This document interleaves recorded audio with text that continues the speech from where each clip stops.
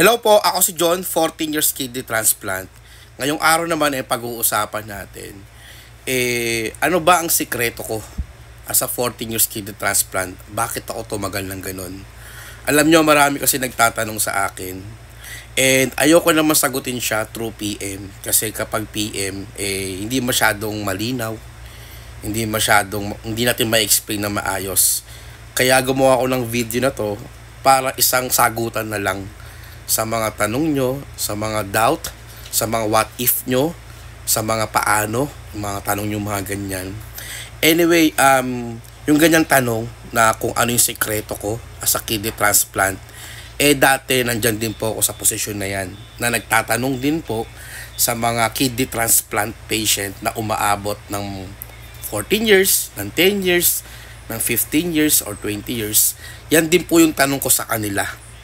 And yung sasabihin ko po sa inyo na sagot, yun din po yung sagot sa akin na mga napagtanungan ko before.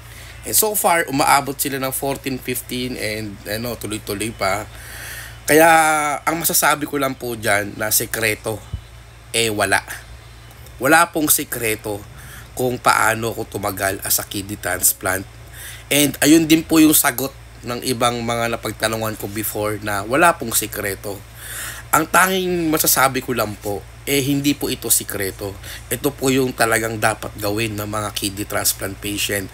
Unang-una sa lahat, kailangan nyo po magpa-check up sa doktor nyo, sa nipro doctor nyo, na kahit anong mangyari sa inyo, may ubo kayo, may lagnat, may sipon, kailangan nyo pong sabihin sa doktor nyo.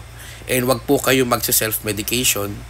Ang ibig ko po sabihin na kung may nararamdaman kayong sakit, wag po kayong mag-iinom ng kahit anong gamot na hindi po nireseta ng nipro doctor nyo.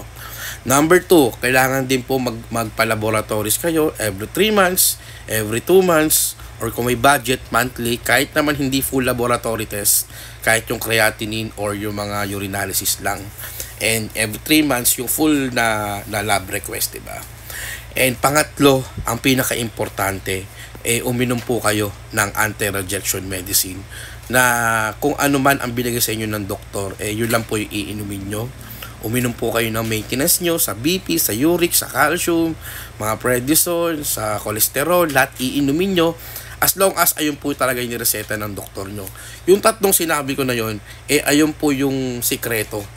Actually, hindi po siya sikreto. Ayun po talaga ang dapat yung gawin. Pero ang pang-apat na sasabihin ko sa inyo at ang pinaka-importante at huwag niyong kakalimutan sa lahat, yung magdasal. Mag-thank you palagi kay Lord at magdasal dahil siya lang po talaga ang nakakaalam kung hanggang kailan po ang buhay ng isang kidney transplant, kung hanggang kailan po ang buhay namin. Wala pong nakakaalam kahit doktor, kahit nurses, kahit ako na ultimo pasyente, hindi po namin alam kung hanggang kailan po kami mga kidney transplant. Again, tagal po ng kidney transplant, hindi po nakasalalay na sa kung sino man tao sa mundo, kundi si Lord lang po talaga.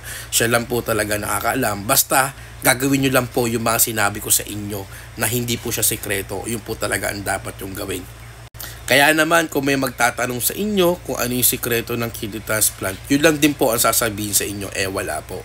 Sana po nakatulong tong video na to. And again, sa mga bago pa lang na kidney transplant dyan, and sa mga nagdadialysis na soon, mga kidney transplant at yung mga nagwo-workup ngayon, tuloy-tuloy nyo lang po. Tuloy-tuloy nyo lang po yung workup nyo para sa kidney transplant nyo. Maghagilap kayo ng pera, ng guarantee letter, and huwag nyo muna pong iisipin yung mangyayari after kidney transplant.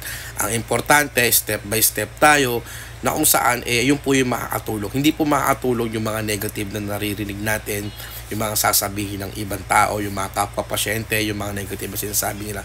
Hindi po makakatulong yun para po sa successful kidney transplant natin. Ayun lang po, ingat po palagi and God bless po sa ating lahat.